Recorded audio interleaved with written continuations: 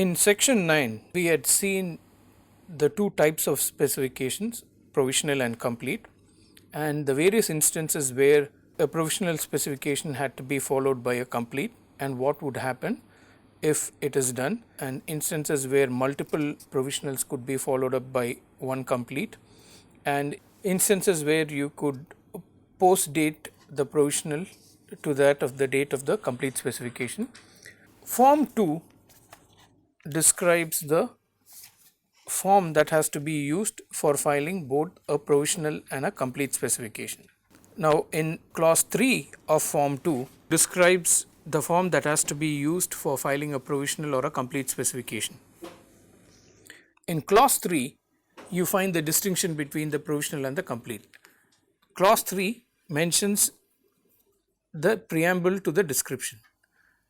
In the case of a provisional, the preamble, that's the starting part of the document, will read as following: the following specification describes the invention.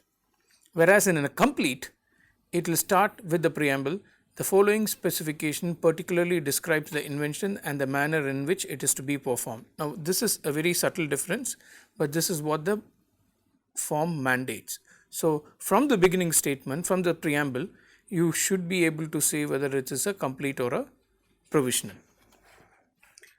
Then you have a description, and the description will be of the invention. Then claims in clause 5.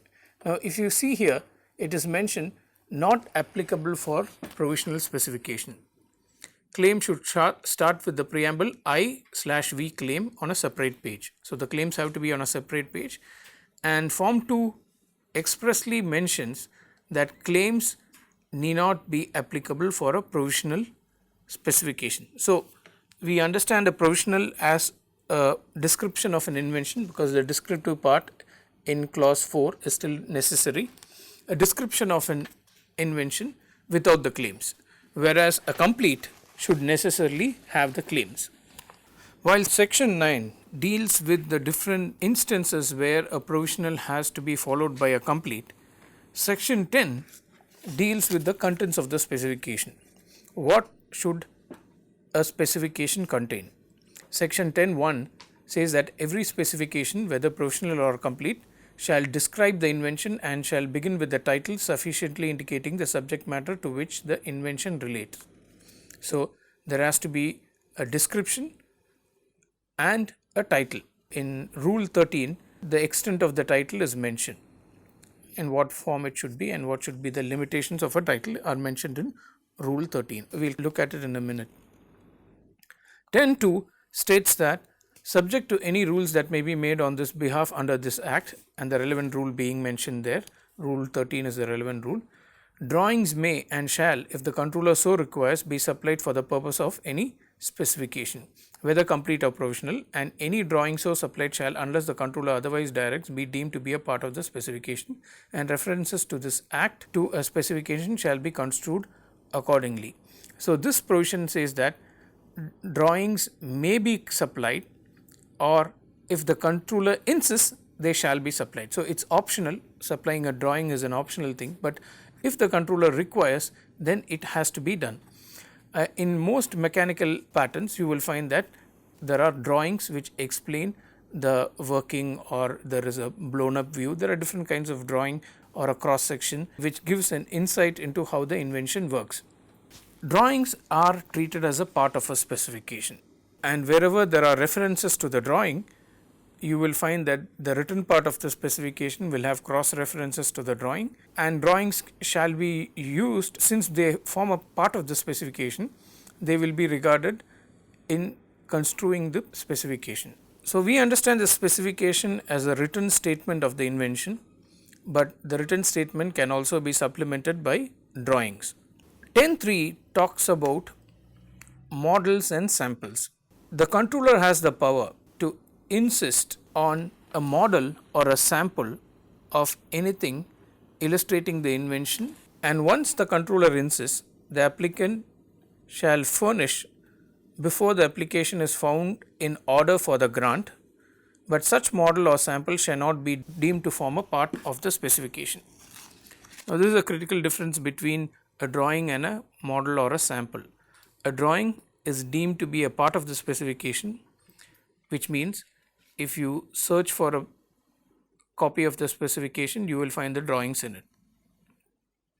Whereas models and samples, by their very nature, they cannot be textualized. So, understand that the drawing and the written part of the specification, because they can be textualized, they form a part of the specification, whereas models and samples, it is hard to textualize them, so they are not deemed to be a part of the specification. A model or a sample is not insisted by the controller in all the cases, but in some specific cases. For instance, if the applicant claims to have invented a machine that is capable of perpetual motion, the controller can insist on a working sample. So, the working sample or a miniature model would show whether the invention is capable of achieving what the inventor claims. Now, 10.4 describes the various parts of a complete specification and parts and functions of a complete specification. 4a tells us that the complete specification shall fully and particularly describe the invention and its operation and use and the method by which it is to be performed. So, there is a full description of the invention and operation or use is described and the method by which it is performed. So, the working, to put it in a nutshell, the entire working of the invention has to be described in the complete specification. B, the complete specification has to disclose the best method of performing the invention which is known to the applicant and for which he is entitled to claim protection. So, not only should the invention be described, its working shown, but the best method of performing the invention should also be disclosed. C, the complete specification should end with a claim or claims defining the scope of the invention for which protection is claimed. So, the claims should ideally come at the end of the complete specification and they should define the scope of the invention for which protection is claimed. So, this provision tells us that it is the claims that are enforced and it is the claims that are protected. So, when a patentee files an infringement suit after the grant of a patent, it is the claims that he is going to enforce against the infringer. The person who infringes either the product or an act of the infringer will now be mapped onto the claim of the patentee, whatever the patentee has claimed. Only if the product or the act of the infringer falls within the scope of the invention as mentioned in the claim will infringement be proved. So, claims are the most important part of the specification. Claims define the scope of the invention and it is the claims that are granted which can be enforced before a court of law. So, the descriptive part will help us to understand what is being claimed and there are certain relations that the descriptive part has with the claim. For instance, the claim has to be fairly based on what is described. So, you cannot claim something which you have not described. So, there are some relationship between these parts, but the claims are defining part of the invention is defined in the claim and the part that is enforced by a court of law is the claim. And when the patent office grants the claim, the patent office is granting protection to the invention in the form of the claim. D mentions that the complete specification shall be accompanied by an abstract to provide technical information on the invention. Now, what should be there in the abstract is detailed in Rule 13. The controller has the power to amend the abstract if the information provided in the abstract is not clear, or if the controller feels that by amending the abstract the better information will be communicated to third parties. The abstract is one of the parts in the specification which would be the subject matter of an initial search. Now, when the patent application is published, the details of the publication does not have the entire specification. The complete specification in its entirety is not published in the official journal of the patent office, but the bibliographical details of the invention and the abstract is published in the official journal. So, the abstract contains technical information about the invention, and because abstract is published earlier in time, there are certain limitations on what you can mention, and there are certain word limits on the abstract. So, the abstract is probably, we can regard the abstract as the part of the patent specification which is searched first, and if the abstract is of supplies information on a particular field of technology, then the person who is searching may look into the complete specification. Now, in the complete specification, where an applicant mentions a biological material, and if the biological material is not described in a satisfactory manner, and if such material is not available to the public, then the applicant shall deposit the material to an international depository authority under the Budapest Treaty. Now, this is a requirement which steps in only in the case of biological material that is used. The requirements are, if the biological material is not described in a way in which it satisfies clauses A and B, and the biological material is not available to the public. These are the two conditions. One, it is not described in a way which described in clauses A and B, that is where there is a detailed full description of the particulars and the best method of working. And if the material is not available to the public, then there is an obligation on the applicant to deposit the material to an international depository under the Budapest Treaty. Now, the deposit of the material shall be made not later than the date of filing the patent application in India, and a reference thereto shall be made in the specification within the prescribed period. So, not only there is a timeline for making the deposit, a reference also has to be made in the specification within the prescribed period, which is again mentioned in Rule 13. And there are some requirements, as the specification shall include the name, address of the depository institution and the date and number of deposit of the material at that institution. So, once the biological material is deposited, there is a date on which that is done and a number which is given. So, those details have to be included in the specification.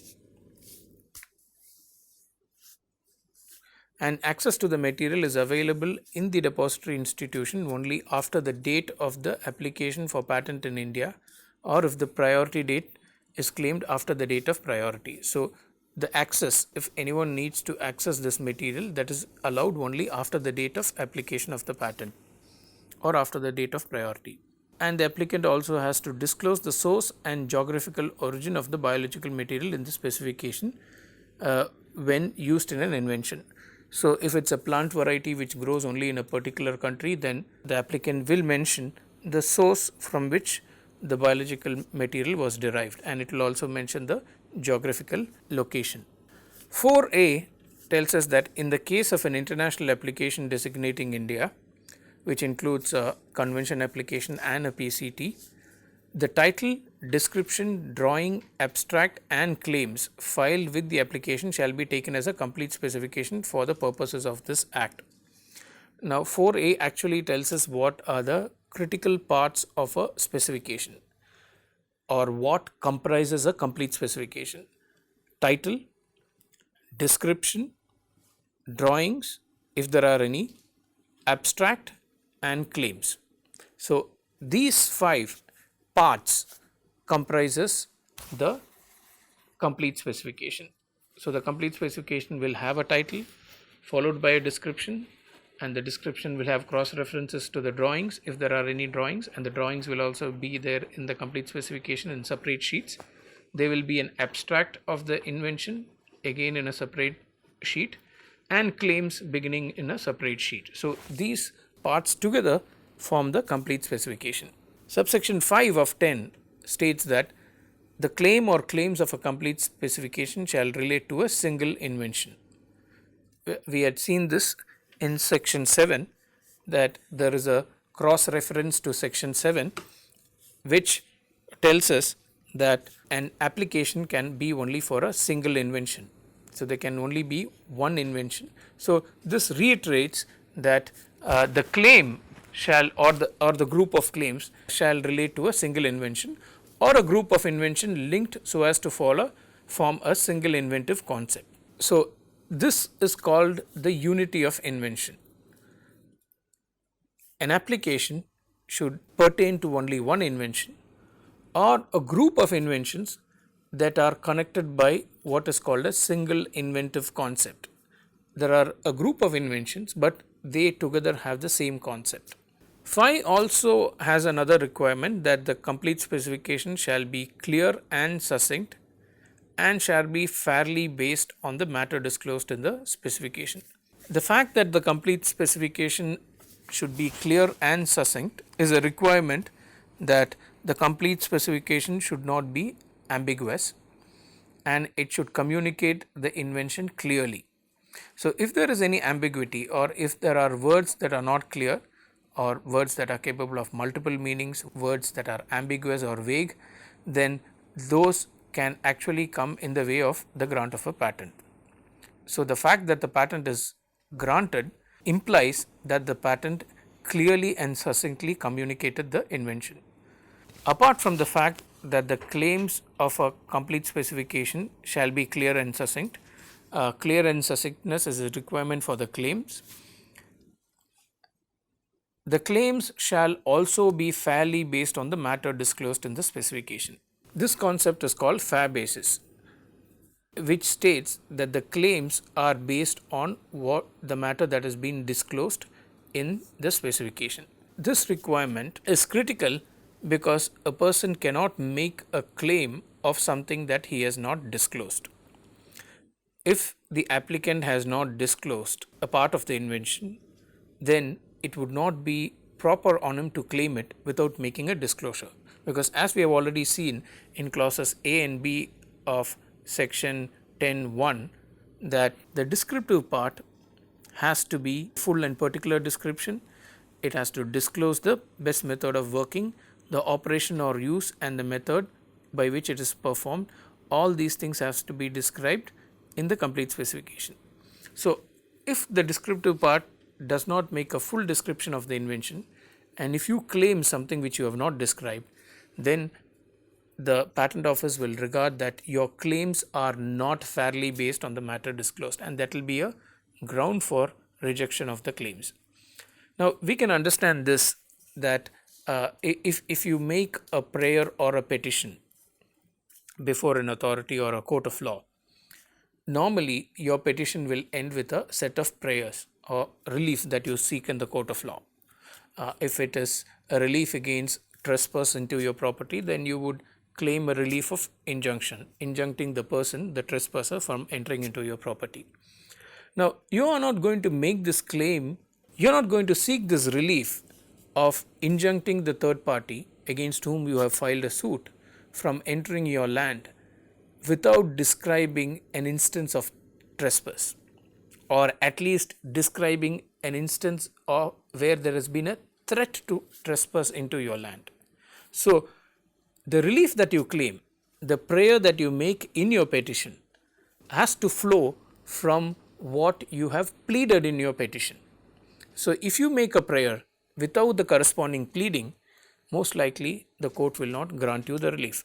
Similarly, you cannot claim an invention or a part of an invention which you have not described in the descriptive part of the specification. So, the concept of fair basis tells us that every claim should be based on a description in the descriptive part of the specification. The description should disclose the claim, or the claim should flow from the description. Now, this has also led to certain techniques in patent drafting to ensure that you don't claim something which is not fairly based. Some attorneys draft the descriptive part first and then they try to map it with the claims, or the attorneys who draft the claims first, that's another approach in patent drafting, will ensure that the descriptive part has the objects that have been claimed described in detail. So, either way, whether you follow the method of drafting the description first and carving out the claims, or drafting the claims first and working back on the description, in either way you are going to ensure that the claims are based on the description to get over this objection that which could come from the patent office in case if the claims are not fairly based on the description. Subsection 6 says that the declaration as to inventorship of the invention shall, in such cases as may be prescribed, be furnished in a prescribed form with the complete specification or within such period as may be prescribed after the filing of the specification. Now, we saw this, the proof of right in the case of an assignment could be filed either at the time of filing the complete specification, at the time of making the application, or after a time period that is prescribed. And we saw that the time period that was prescribed was 6 months from the date of filing the specification. So, there was an option. So, there are documents that go along with the form 1 and form 2, and if you look at the form 1, the concluding part of form 1 tells you what are the documents that has to be accompanied along with the form 1. Form 2 in all cases is accompanies the form 1, and a declaration of inventorship should also accompany the form 1. If it is not filed along with the complete specification, then it has to be filed within the period that is prescribed. Now, a declaration of inventorship is filed using form 5. There is a separate form for that. Now, the prescribed time period we will look at it when we come to rule 13. Subsection 7 states that subject to the foregoing provisions of this section, a complete specification filed after the provisional specification may include claims in respect of developments or additions to the invention which was described in the provisional specification, being development or additions in respect of which the applicant would be entitled under the provisions of section 6 to make a separate application for a patent. Subsection 7 says that if there is a complete specification filed after a provisional, then all the developments and additions that happen to the invention in the interregnum, in the period between the filing of the provisional and the complete, can also be claimed in the complete. So, there is no need for the applicant to file a separate application for that, though he would be entitled to do it. But since there is a time period between the provisional and the complete, all the development that happened after the filing of the provisional could also be included in the claims of the complete. Without doubt, those claims which were included later on will have a different priority date, and we had mentioned that claims will have different priority, and the priority date of the claim, the date on which the claims are filed for the first time or disclosed to the world for the first time, the priority date will start from the date on which the disclosure was first made. So, if a part of the claim filed with the complete specification was disclosed in a provisional, then the date of the provisional will be the priority date for that claim. If that claim was filed only in the complete and it was not disclosed in the provisional, assuming that there is a description that goes with the claim in the complete, then the date will be of that of the complete. To give you a better illustration, if the provisional was filed on January 1st of a particular year, which has a mechanical device, and in June 1st complete is filed for that invention with the claims, but when the complete is filed, there is also an additional device or an additional component that is added to the invention which was not described in the provisional that was filed in that year, then that additional device which was filed in June will have the priority in June because it was not disclosed before, whereas the main device which was disclosed in January will have its priority from January, though the claims appeared only in the complete specification that was filed in June. So, this is where the fair basis, the concept of fair basis comes in. The claims that are filed in a complete specification so far as they are fairly based on a disclosure mentioned in a provisional specification, the claims will get the priority of that disclosure. So, subsection 7 tells us that once a provisional specification is filed and the provisional specification is followed up by a complete, any development or improvement or addition made after the filing of the provisional specification can be claimed in the complete specification, but it will have a different priority date. Now, many of the requirements in section 10, that the complete specification shall describe the invention, there shall be a full and particular description of the invention, there shall be a disclosure of the best method, the claim shall define the scope of the invention, that there shall be only one single invention per application, that the claim shall be clear and succinct, and the claim shall be fairly based on the matter disclosed. These are all requirements that the patent office insists before filing a patent application. Now, assume a case that where a patent application goes through the patent office, is scrutinized for all these things and gets granted, and due to oversight some of these requirements, like the claims are not clear and succinct, or the fact that it does not disclose the best method, the patent office overlooked them and granted the patent. These requirements, which what we call as requirements that a complete specification has to satisfy, will now become grounds for revocation for a patent to be challenged, because these requirements were not satisfied at the patent office. So, the fact that the claims are not clear and succinct could be a ground for revocation. The fact that the claims are not fairly based on the disclosure could become a ground for revocation if the patent got granted with that defect. The fact that the best method is not disclosed could become a ground for revocation. So, if you look at some of the grounds in section 64, some of the grounds are actually the requirements which have to be met by the applicant. If they are not satisfied before the patent office, they could become a ground for revocation later on before the appellate board or the High Court. Some of these grounds could also become grounds for opposition after a patent is granted. Now, let us look at Rule 13, which gives more details about the specification. 13.1 states that every specification shall be made in Form 2, whether it is complete or a provisional. 13.2 states that a specification in respect of divisional application under section 16 shall contain specific reference to the number of the original application from which the divisional application is made. Section 16, when we come to it, pertains to divisional applications.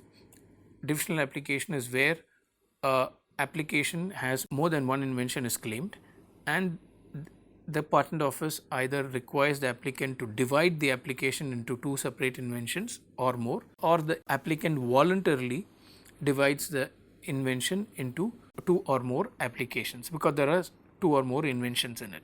Now, in such cases, the latter specification will have a cross reference to the specific number of the original application. It is just to show that the divided application came from an original application, and there has to be a cross reference to that number. Similarly, in the case of a patent of addition, and patent of addition is a patent for an improvement that can be filed after the original application is filed. So, if there is a improvement to an existing invention, there is no need for a person to file a fresh application and file a fresh patent. A patent for addition gives the advantage to the applicant to just add that additional improvement as a part of an earlier application.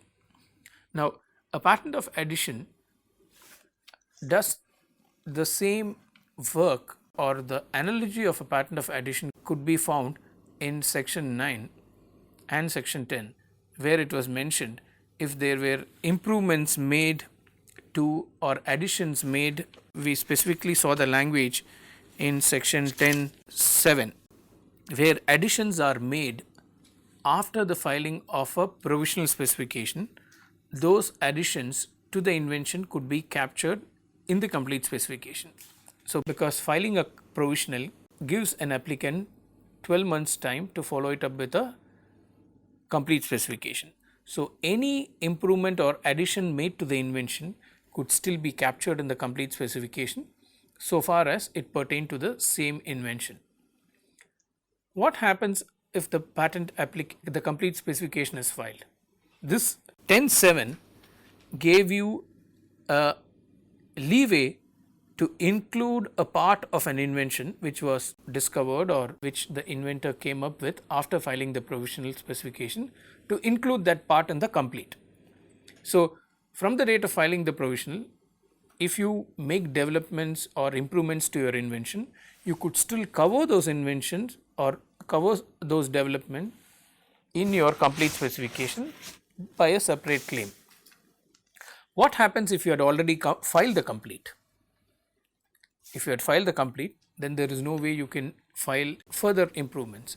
So, once a complete is filed, then you do not go through the route mentioned in 10.7, you would rather go through section 54. So, section 54 allows you to cover improvements in the same manner in which section 10.7 allowed you to cover additions. So, we will discuss those details when we come to section 54. Now, just like section 16, there would be now at least two applications. One, the original application, and in section 16 it was the divided or the divisional application. So, there are two applications which are related. So, because they are related, one need to be cross referenced to the other. So, in 54 again there are going to be two applications. There is the original application and there is the patent of addition, which includes the improvement that was captured after the filing of the complete. Again, a cross reference is required. Now, section rule 13.3 tells us that section 54, if a patent of addition is made under section 54, it shall contain a specific reference to the number of the main patent or the application for the main patent. So, which tells us that a patent of addition can be filed soon after the complete specification is filed or even after the complete specification gets granted. So, as long as the complete specification is filed, you could file a patent of addition. You could file a patent of addition even after the patent gets granted. So, there has to be a specific reference, as is the case with a section 16 application for a divisional patent, and a definite statement that the invention comprises an invention in or a modification of the invention claimed in the specification of the main patent. So, there has to be two things in the case of a patent of addition. One, the specific reference number to the main patent, and a statement that this invention, that the patent of addition, is an improvement or a modification of what was mentioned in the main patent. Whereas in the divisional, this reference alone was sufficient. Here there is a reference and a definite statement. 13.4 was introduced recently. So, there is a change in what was there before. So, this was introduced by the 2016 amendment. 13.4, rule 13.4 tells us that where the invention requires explanation through drawings, such drawings shall be prepared in accordance with the provisions of rule 15. Rule 15 deals with drawings and shall be supplied with and reference to in detail in the specification, including the claims, where the features illustrated in the drawings shall be followed by their respective reference signs in parenthesis. So, the features used in the drawing has to be mentioned in the written part of the specification and the claims. So, if the drawing contains a part of an invention which is numbered as 10, say a bottle cap. Now, the bottle cap is numbered as 10 in the drawing. So, when you mention bottle cap in the claim, you will include 10 in bracket to show that the 10 is what is being numbered as the bottle cap in the drawing. So, there has to be reference in the claim where the features illustrated in the drawing shall be followed by the respective reference signs in parenthesis, which is numbers. So, you would give a reference to the drawing by way of numbers. The parts of the inventions are described in the drawing by way of numbers. So, there has to be a specific reference to that number in parenthesis in the claim. So, if you see the claims that have been drafted after the 2016 amendment, you will find that the claims will also have within brackets the number, the corresponding number to the reference in the drawing. The proviso says that provided in the case of a complete specification, if the applicant decides to adopt the drawings filed with the provisional specification as the drawings or a part of the drawings for the complete specification, it shall be sufficient to refer to them in the complete specification as those left or filed with the provisional. Now, you could also file drawings along with the provisional specification, and you could cross reference the drawings in the complete. That is what the provision allows you to do. So, in case you filed a provisional with some drawings, you could cross reference them in the complete because they have been already filed and it's already on record, and there is no need to file those drawings separately. So, this is what the proviso provides for. 13.5 gives the controller the power to exclude things that are irrelevant or not necessary from the title, description, claims and drawings. Now, if the controller feels that there are certain parts, there are certain description that is not required or irrelevant, the controller can exclude them. We saw in section 10 that a declaration of as to inventorship had to be filed either using form 5, either at the time of filing the complete specification or at any time afterwards. Now, here in 13.6 it is explained that except in the case of an application other than an international application which is accompanied by a complete specification, a declaration as to inventorship of the invention shall be filed in form 5 with the complete specification. That's option number 1. You could either file it with form 1 and form 2 or at any time before the expiration of 1 month from the date of filing the complete specification, as the controller may allow on the application made in form 4.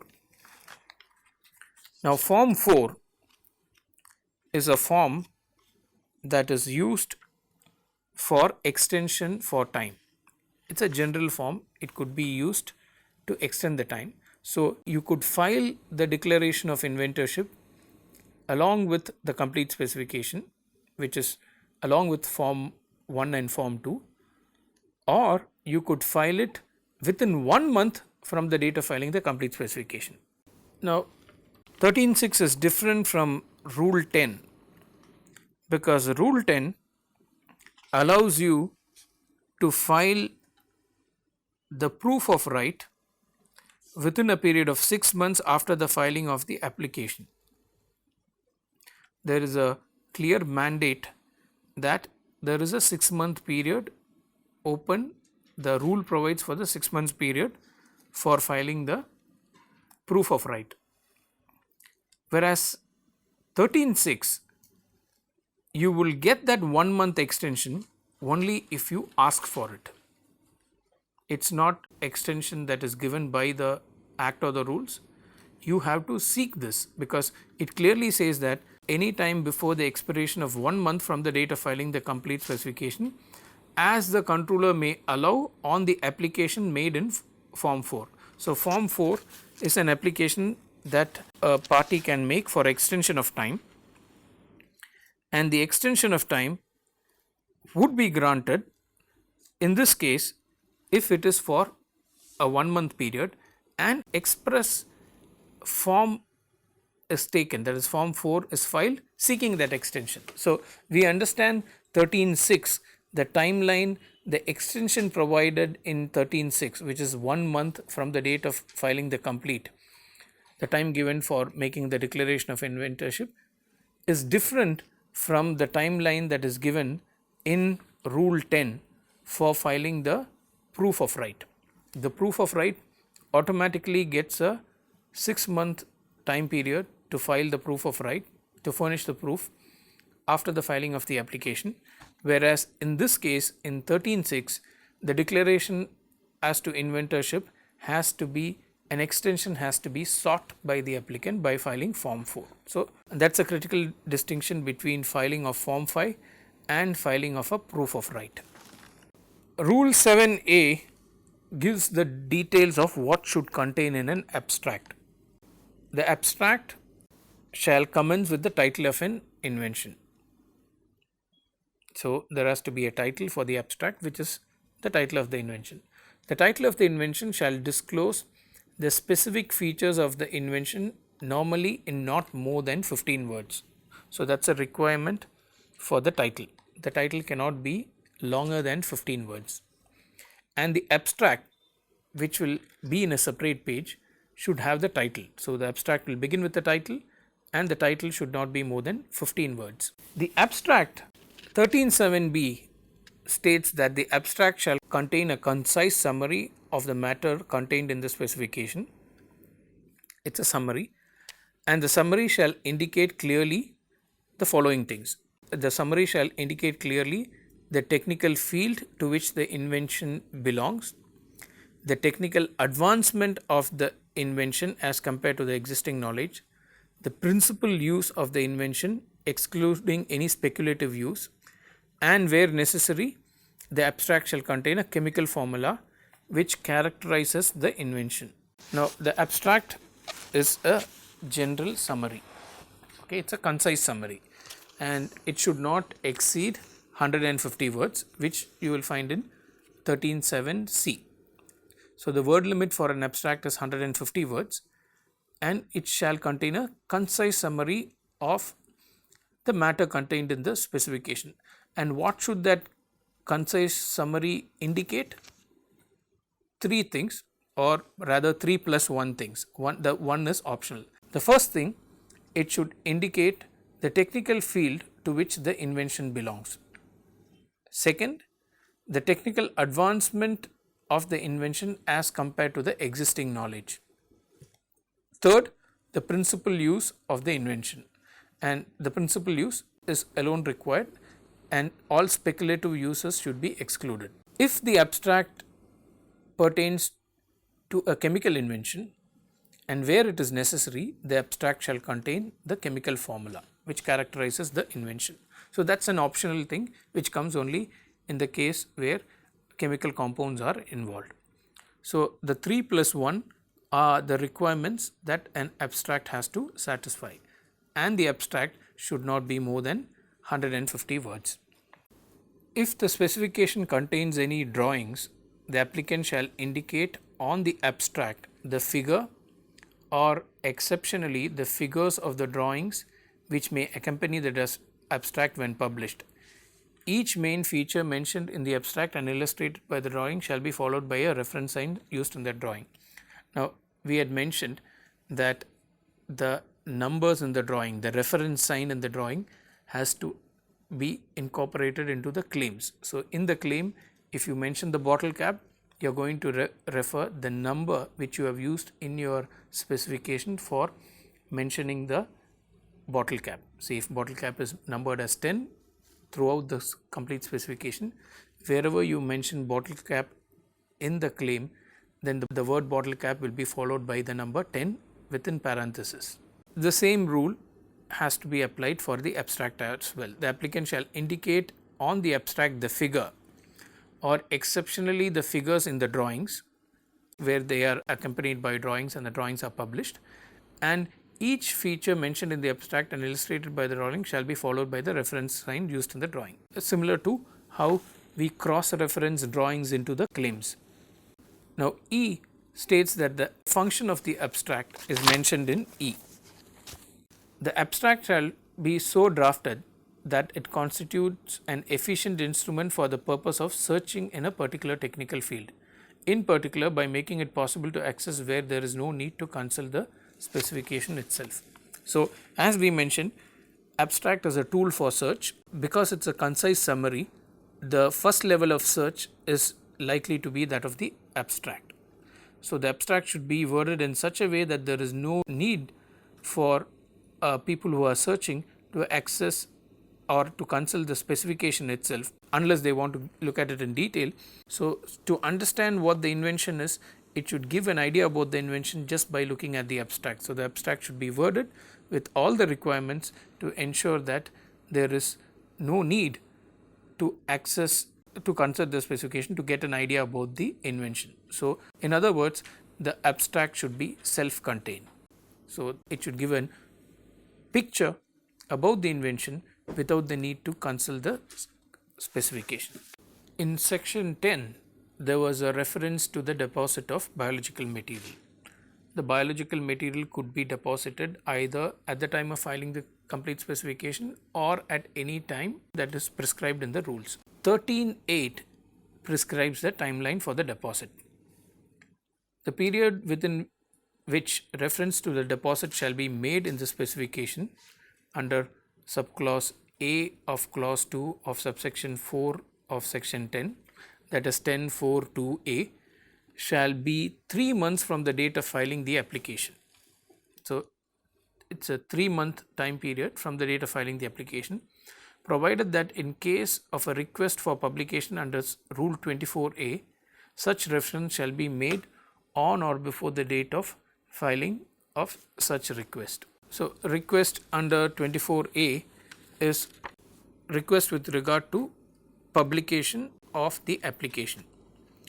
An application is not examined unless a request for publication is made. Rule 14 deals with amendment of specifications. Now, specifications can be amended at the patent office at any time before the grant and also after the grant. Now, section 57 describes the details of amendment of a specification.